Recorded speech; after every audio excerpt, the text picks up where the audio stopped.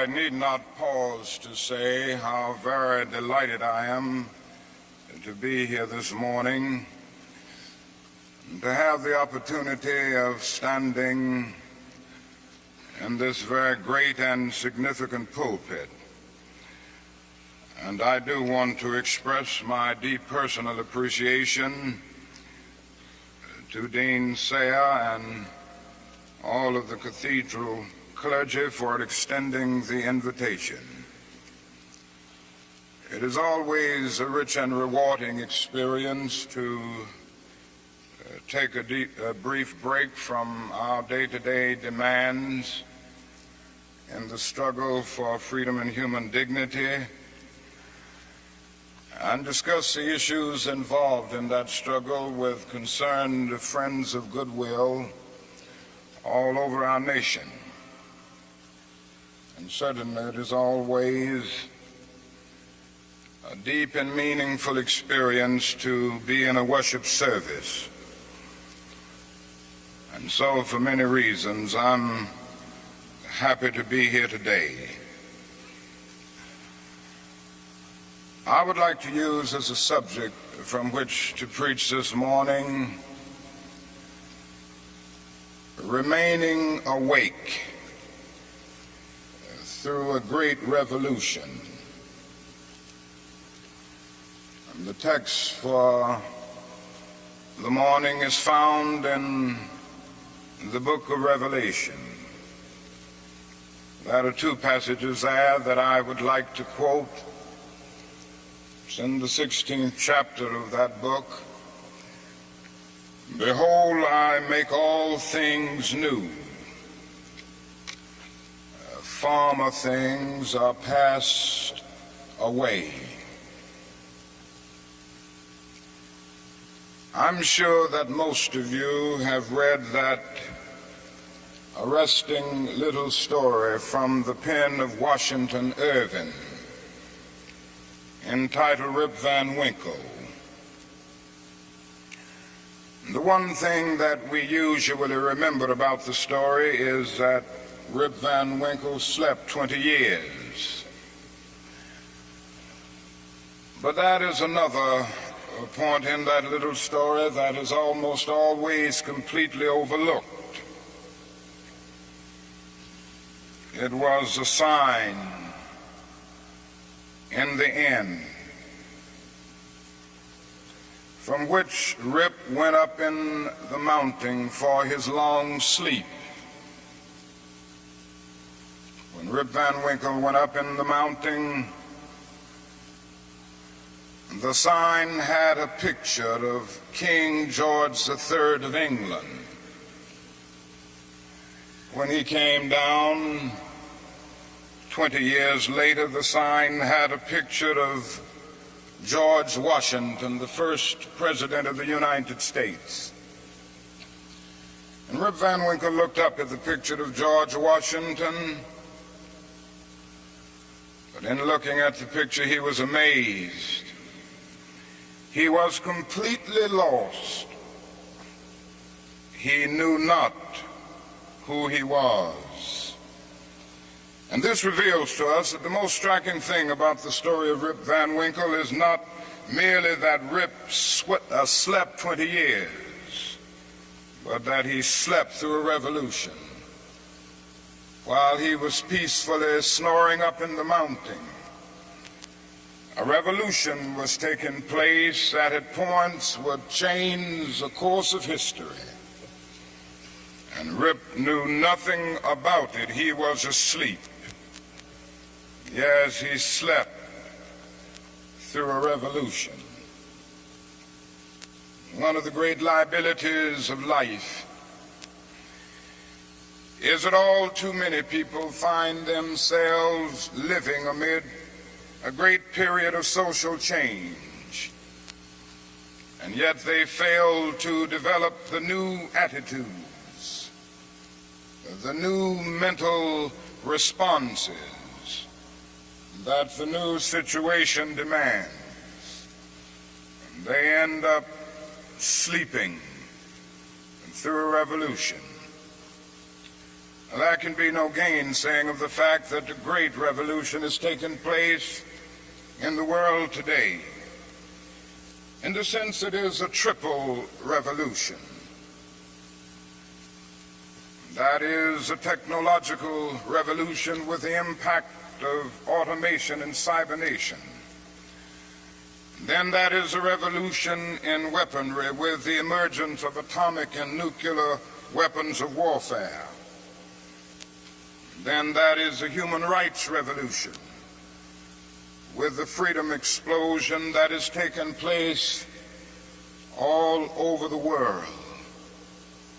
Yes, we do live in a period where changes are taking place, and that is still the voice crying through the vista of time, saying, "Behold, I make all things new. Former things are passed away."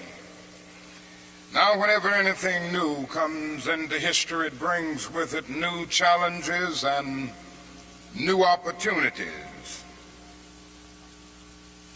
And I would like to deal with the challenges that we face today as a result of this triple revolution that has taken place in the world today.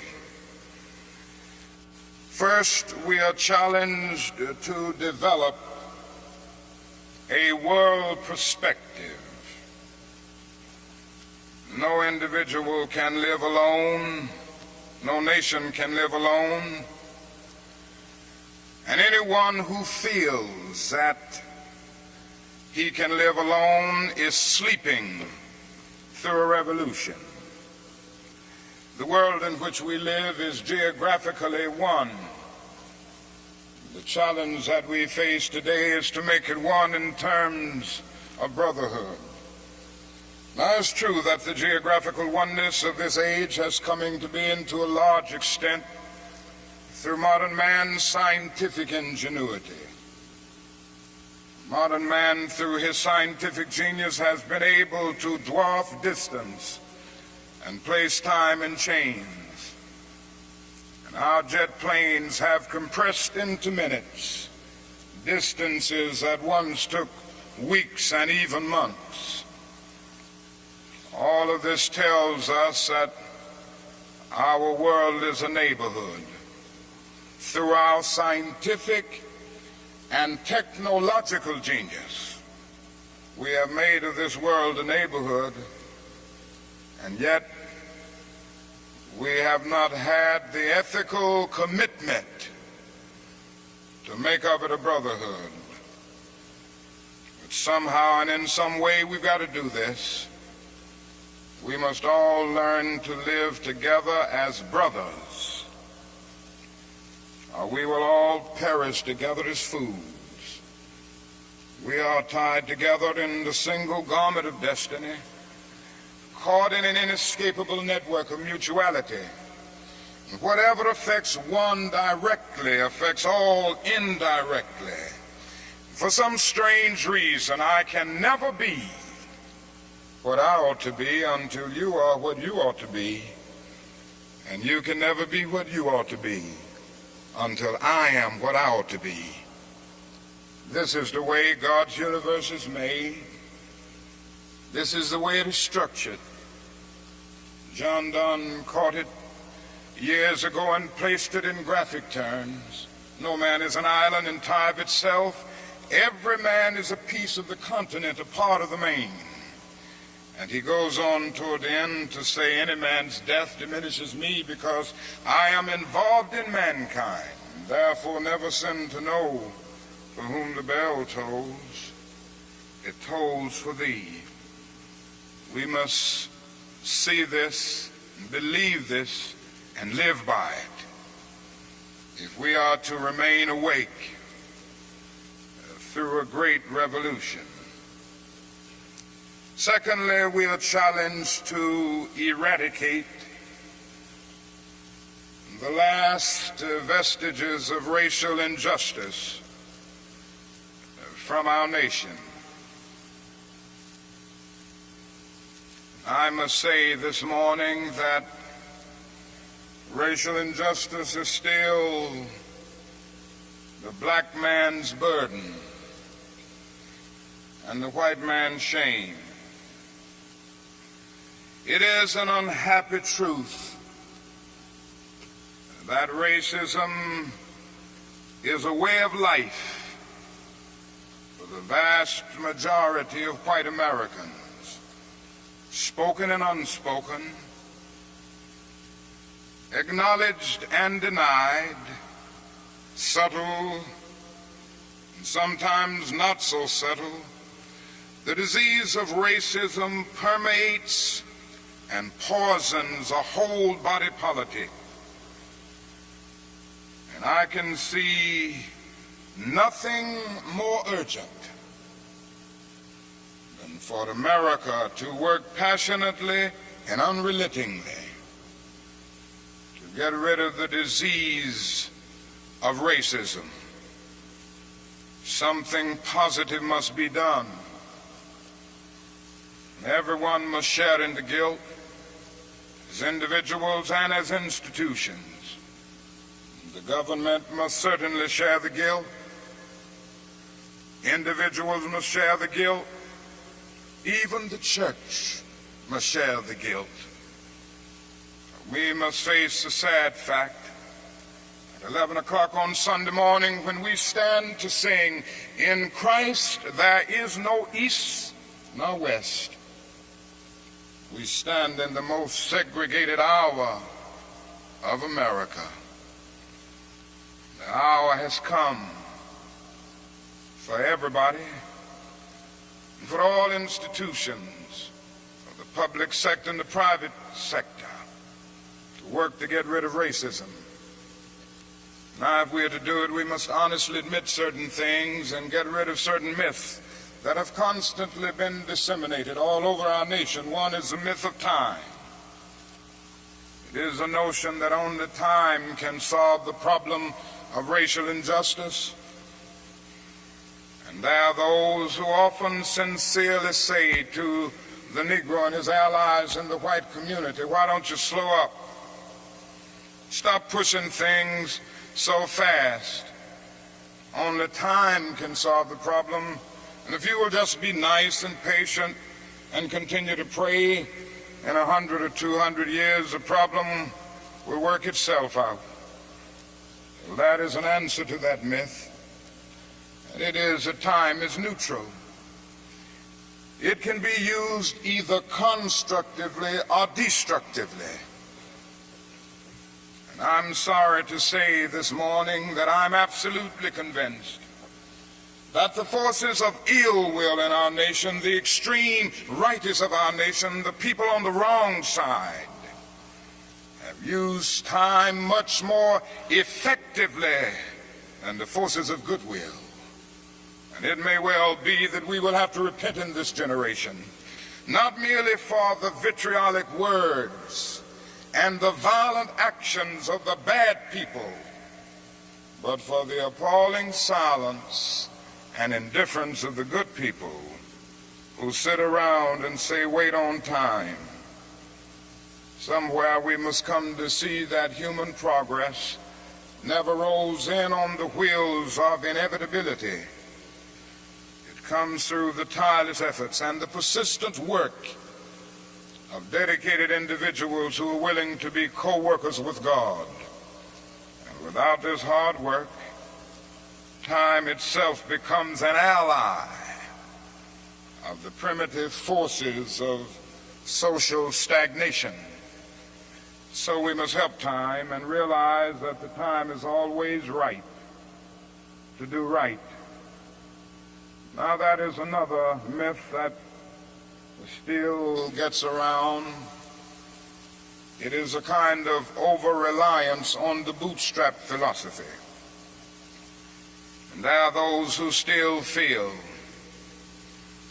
that if the Negro is to rise out of poverty, if the Negro is to rise out of slum conditions, if he is to rise out of discrimination and segregation, he must do it all by himself. And so they say the Negro must lift himself by his own bootstraps. They never stopped to realize that no other ethnic group has been a slave on American soil. The people who say this never stop to realize that the nation made the black man's color a stigma. But beyond this, they never stop to realize the debt that they owe a people who were kept in slavery 244 years. In 1863, the Negro was told that he was free as a result of the Emancipation Proclamation being signed by Abraham Lincoln. But he was not given any land to make that freedom meaningful. It was something like keeping a person in prison for a number of years and suddenly discovering that that person is not guilty of the crime for which he was convicted. And you just go up to him and say, now you're free. But you don't give him any bus fare to get to town. You don't give him any money to get some clothes to put on his back or to get on his feet again in life. Every code of jurisprudence would rise up against this. And yet this is the very thing that our nation did to the black man. It simply said you're free, and it left him there penniless, illiterate, not knowing what to do. And the irony of it all is that at the same time that the nation failed to do anything for the black man, through an act of Congress, it was giving away millions of acres of land in the West and the Midwest, which meant that it was willing to undergird its white peasants from Europe with an economic floor. But not only did it give the land, it built land-grant colleges to teach them how to farm. Not only that, it provided county agents to further their expertise in farming. Not only that, as the years unfolded, it provided low interest rates so that they could mechanize our farms. And to this day, thousands of these very persons are receiving millions of dollars in federal subsidies every year not to farm. And these are so often the very people who tell Negroes that they must lift themselves by their own bootstraps. It's all right to tell a man to lift himself by his own bootstraps, but it is a cruel jest to say to a bootless man that he ought to lift himself by his own bootstraps. We must come to see that the roots of racism are very deep in our country. And there must be something positive and massive in order to get rid of all of the effects of racism and the tragedies of racial injustice.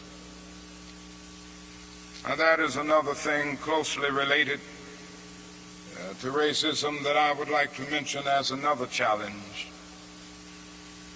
We are challenged to rid our nation and the world of poverty. Like a monstrous octopus, poverty spreads its nagging, prehensile tentacles into hamlets and villages all over our world. 2/3 of the peoples of the world go to bed hungry at night. They are ill-housed, they are ill-nourished, they are shabbily clad. I've seen it in Latin America, I've seen it in Africa. I've seen this poverty in Asia. I remember some years ago, Mrs. King and I journeyed to that great country known as India. And I never will forget the experience. It was a marvelous experience to meet and talk with the great leaders of India. And to meet and talk with and speak to thousands and thousands of people all over that vast country. These experiences will remain dear to me as long as the cords of memory shall lengthen. But I say to you this morning, my friends, there were those depressing moments. How can one avoid being depressed when he sees with his own eyes evidences of millions of people going to bed hungry tonight?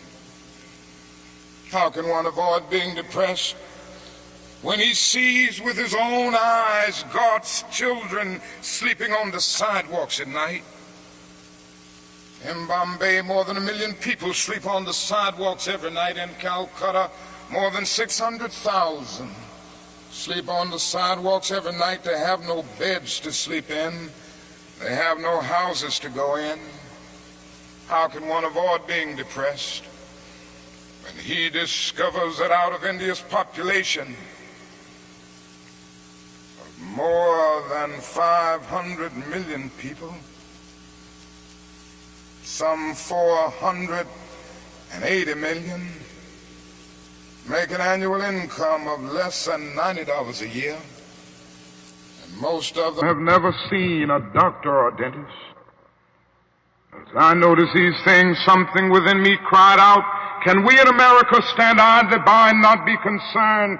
And an answer came, oh no, because the destiny of the United States is tied up with the destiny of India and every other nation. And I started thinking of the fact that we spend in America millions of dollars a day to store surplus food. And I said to myself, I know where we can store that food free of charge, in the wrinkled stomachs of the millions of God's children all over the world who go to bed hungry at night. And maybe we spend far too much of our national budget establishing military bases around the world rather than bases of genuine concern and understanding. But not only do we see poverty abroad, I would remind you that in our own nation there are about 40 million people who are poverty-stricken. I have seen them here and there. I've seen them in the ghettos of the North. I've seen them in the rural areas of the South. I've seen them in Appalachia. I've just been in the process of touring in many areas of our country. And I must confess that in some situations, I have literally found myself crying. I was in Marks, Mississippi the other day, which is in Quitman County, the poorest county in the United States. I tell you, I saw hundreds of little black boys and black girls walking the streets with no shoes to wear. I saw their mothers and their fathers trying to carry on a little Head Start program, but they had no money. The federal government hadn't funded them. They were trying to carry on, and they raised a little money here and there, trying to get a little food to feed the children, trying to teach them a little something. And I saw mothers and fathers who said to me, not only were they unemployed, but they didn't get any kind of income, no old age pension, no welfare check or anything. I said, how do you live? And they say, well, we go around to the neighbors and ask them for a little something. When the berry season comes, we pick berries. When the rabbit season comes, we hunt and catch a few rabbits. And that's about it. And I was in Newark and Harlem just this week. And I walked in to the homes of welfare mothers. I saw them in conditions, no, not with wall-to-wall carpet, but wall-to-wall rats and roaches. I stood in an apartment, and this welfare mother said to me, the landlord will not repair this place. I've been here 2 years. He had made single repair. She pointed out her little boy who was a victim of lead poisoning. She pointed out the walls with all of the ceiling falling through. She showed me the holes where the rats came in. And she said, night after night, we have to stay awake, keep the rats and the roaches from getting to the children. I said, how much do you pay for this apartment? She said, $125. And I looked and I thought and said to myself, it isn't worth $60.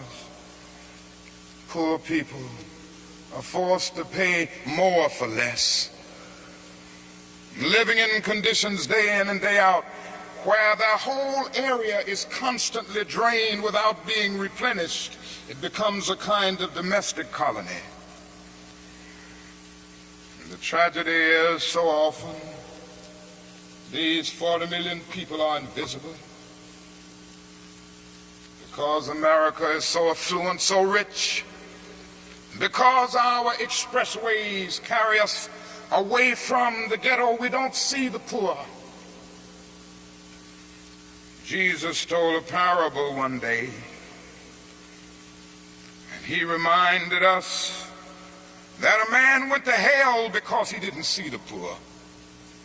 His name was Dives. He was a rich man. And there was a man by the name of Lazarus, who was a poor man, but not only was he poor, he was sick. Sores were all over his body. He was so weak that he could hardly move.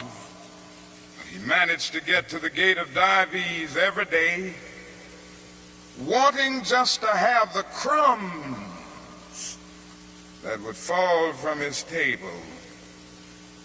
Dives did nothing about it. Parable ends saying, Dives went to hell, and there was a fixed gulf now between Lazarus and Dives. Now, that is nothing in that parable which says that Dives went to hell because he was rich. Jesus never made a universal indictment against all wealth. It is true that one day a rich young ruler came to him and he advised him to sell all, but in that instance Jesus was prescribing individual surgery and not setting forth a universal diagnosis. And if you will look at that parable with all of its symbolism, you will remember that a conversation took place between heaven and hell, and on the other end of that long distance call between heaven and hell was Abraham in heaven talking to Dives in hell. Now, Abraham was a very rich man. If you go back to the Old Testament, you see that he was the richest man of his days. So it was not a rich man in hell talking with a poor man in heaven. It was a little millionaire in hell talking with a multimillionaire in heaven. Dives didn't go to hell because he was rich. Dives didn't realize that his wealth was his opportunity. It was his opportunity to bridge the gulf that separated him from his brother Lazarus. Dives went to hell because he passed by Lazarus every day and he never really saw him. He went to hell because he allowed his brother to become invisible. Dives went to hell because he maximized the minimum and minimized the maximum. Indeed, Dives went to hell because he sought to be a conscientious objector in the war against poverty. And this can happen to America, the richest nation in the world. There's nothing wrong with that. This is America's opportunity to help bridge the gulf between the haves and the have-nots. And the question is whether America will do it. There's nothing new about poverty. What is new is that we now have the techniques and the resources to get rid of poverty. But the real question is whether we have the will. In a few weeks, some of us are coming to Washington to see if the will is still alive, or if it is alive in this nation. We're coming to Washington in a poor people's campaign. Yes, we're going to bring the tired, the poor, the huddled masses. We're going to bring those who have known long years of hurt and neglect. We're going to bring those who've come to feel that life is a long and desolate corridor with no exit sign. We're going to bring children and adults and old people, people who've never seen a doctor or a dentist in their lives. We're not coming to engage in any histrionic gesture. We're not coming to tear up Washington. We're coming to demand that the government will address itself to the problem of poverty. We read one day, we hold these truths to be self-evident, that all men are created equal, that they are endowed by their Creator with certain inalienable rights, that among these are life, liberty, and the pursuit of happiness. But if a man doesn't have a job or an income, he has neither life nor liberty and the possibility for the pursuit of happiness. He merely exists. We're coming to ask America to be true to the huge promissory note that it signed years ago. We're coming to engage in dramatic, non-violent action to call attention to the gulf between promise and fulfillment, to make the invisible visible. Why do we do it this way? We do it this way because it is our experience that the nation doesn't move around questions of genuine equality for the poor and for black people until it is confronted massively, dramatically, in terms of direct action. Great documents are here to tell us something should be done. We met here some years ago in the White House Conference on Civil Rights, and we out with the same recommendations that we will be demanding in our campaign here, but nothing has been done.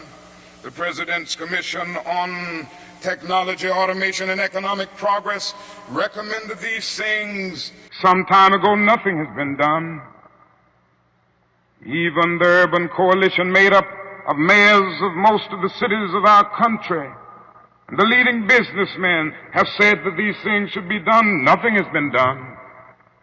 The Kerner Commission came out with its report just a few days ago and then made specific recommendations. Nothing has been done. And I submit that nothing will be done until people of goodwill put their bodies and their souls in motion.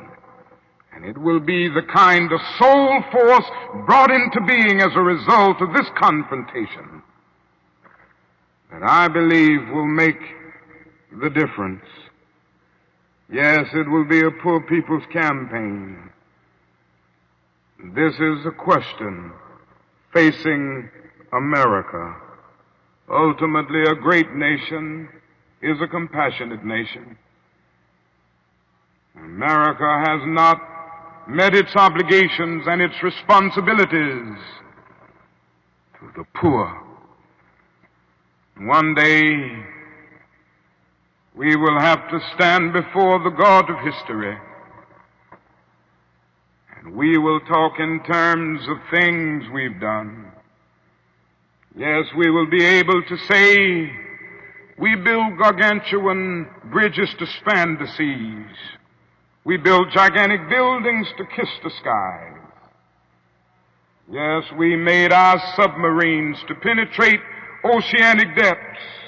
We brought into being many other things with our scientific and technological power.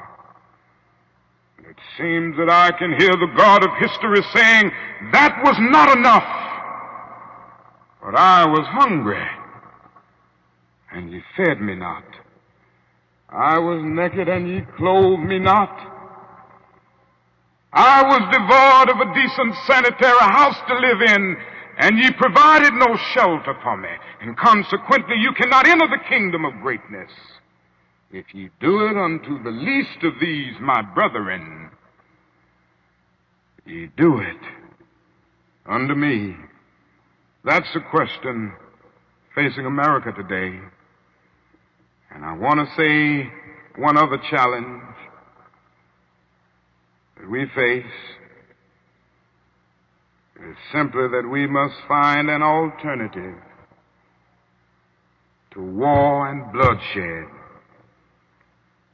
Anyone who feels, and there are still a lot of people who feel that way, that war can solve the social problems facing mankind,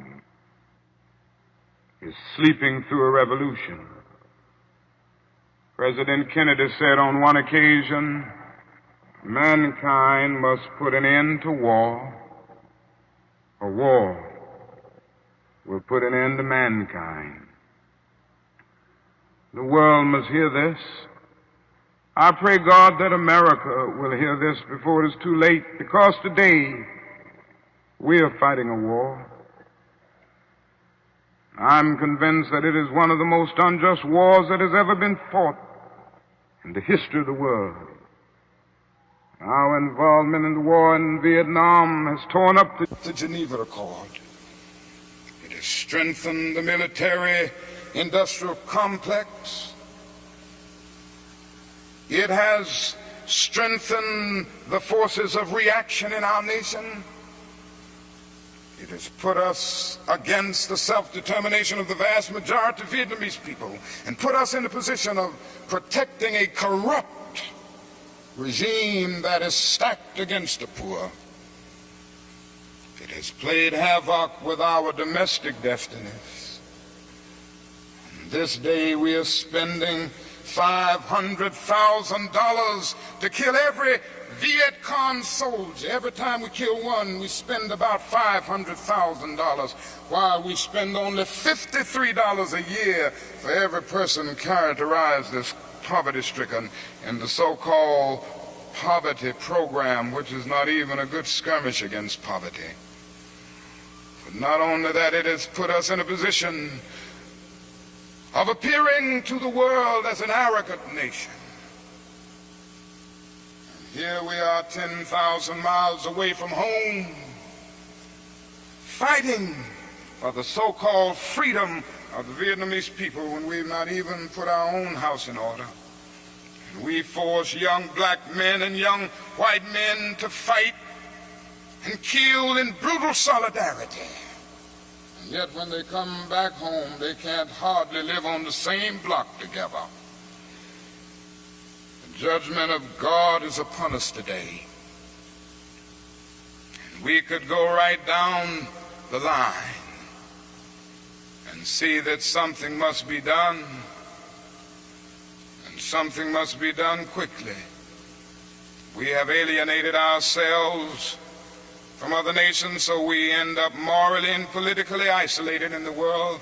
There's not a single major ally of the United States of America that would dare send a troop to Vietnam, and so the only friends that we have now are a few quiet nations like Taiwan, Thailand, South Korea, and a few others.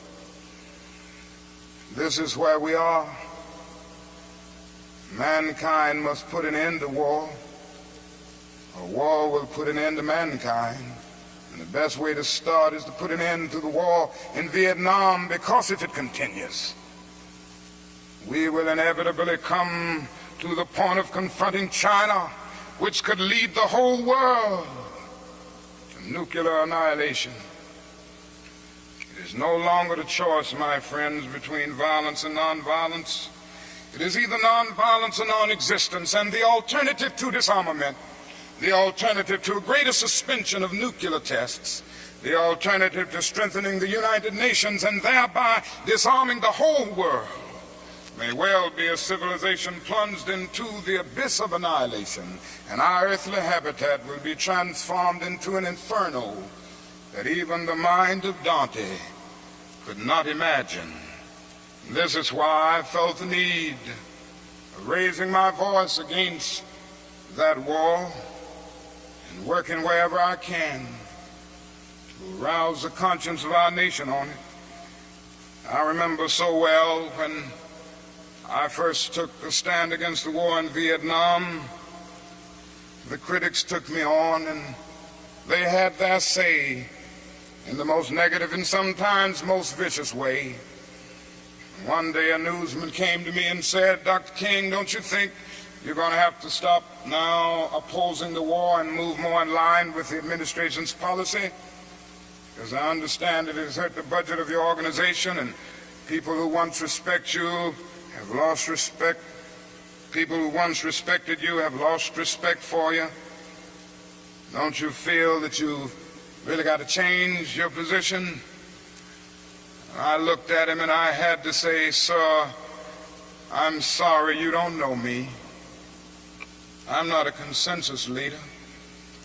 I do not determine what is right and wrong by looking at the budget of the Southern Christian Leadership Conference or by taking a sort of Gallup poll of the majority opinion.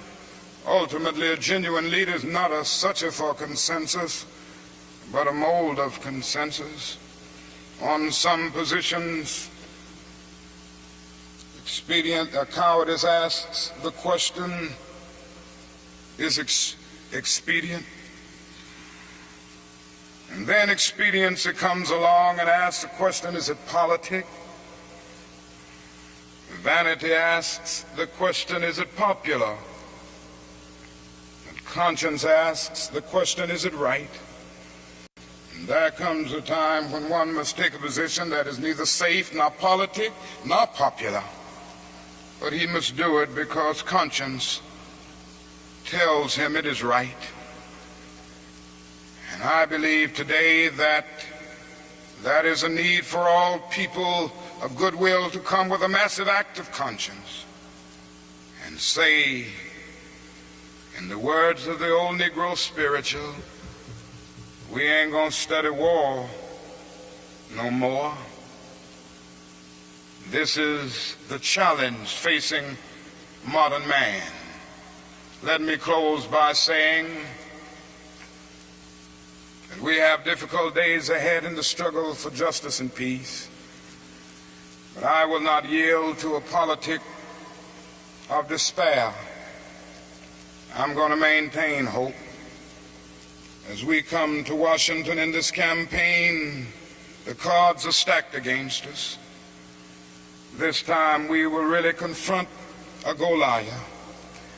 And God grants that we will be that David of truth set out against the Goliath of injustice, the Goliath of neglect, the Goliath of refusing to deal with the problems, and go on with a determination to make America the truly great America that it is called to be. I say to you that our goal is freedom, and I believe we're going to get there, because however much she strays away from it, the goal of America is freedom. Abused and scorned though we may be as a people, our destiny is tied up in the destiny of America. Before the Pilgrim Fathers landed at Plymouth, we were here. Before Jefferson etched across the pages of history the majestic words of the Declaration of Independence, we were here. Before the beautiful words of the Star-Spangled Banner were written, we were here. For more than 2 centuries, our forebears labored here without wages. They made cotton king, and they built the homes of their masters in the midst of the most humiliating and oppressive conditions. And yet out of a bottomless vitality, they continue to grow and develop.